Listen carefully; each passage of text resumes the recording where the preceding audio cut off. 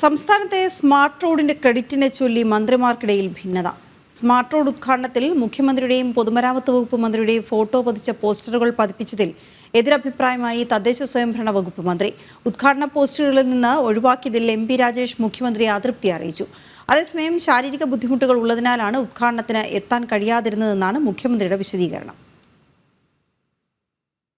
ഇക്കഴിഞ്ഞ 16-ാം തീയതിയാണ് സംസ്ഥാനത്തെ 14 ജില്ലകളിലെ പൂർത്തീകരിച്ച സ്മാർട്ട് റോഡുകളുടെ ഉദ്ഘാടനം മുഖ്യമന്ത്രിയുടെ അഭാവത്തിൽ പൊതുമരാമത്ത് വകുപ്പ് മന്ത്രി മുഹമ്മദ് റിയാസ് തിരുവനന്തപുരത്ത് ഉദ്ഘാടനം നിർവഹിച്ചത്. കേരളത്തിലെ അങ്ങോളം ഇങ്ങോളം പതിപ്പിച്ച പോസ്റ്ററുകളിൽ മുഖ്യമന്ത്രിയുടെയും പൊതുമരാമത്ത് വകുപ്പ് മന്ത്രിയുടെയും ഫോട്ടോ മാത്രമാണ് ഉണ്ടായിരുന്നത്. കേന്ദ്ര സംസ്ഥാന ഫണ്ടുകൾക്ക് പുറമെ തദ്ദേശ വകുപ്പിന്റെ കൂടി 80 കോടി രൂപ വിനിയോഗിച്ചാണ് സ്മാർട്ട് റോഡുകൾ നിർമ്മാണം പൂർത്തിയാക്കിയത്. എന്നാൽ ഉദ്ഘാടന സമയത്ത് തദ്ദേശ വകുപ്പിനെ വെട്ടി പൊതുമരാമത്ത് വകുപ്പ് മന്ത്രി മുഹമ്മദ് റിയാസ് ക്രെഡിറ്റ് ഏറ്റെടുക്കാനുള്ള ശ്രമം നടത്തി.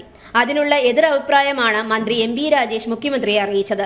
രണ്ട് മന്ത്രിമാർക്കിടയിൽ അഭിപ്രായ വ്യത്യാസമുണ്ടായതോടെയാണ് മുഖ്യമന്ത്രി ഉദ്ഘാടനത്തിൽ പങ്കെടുക്കാതെ മാറുന്നതെന്നാണ് ലഭിക്കുന്ന വിവരം. മന്ത്രി റിയാസിനെതിരെ മുഖ്യമന്ത്രിയെ നേരിട്ട് കണ്ട് MP രാജേഷ് മുഖ്യമന്ത്രിക്ക് പരാതി നൽകി.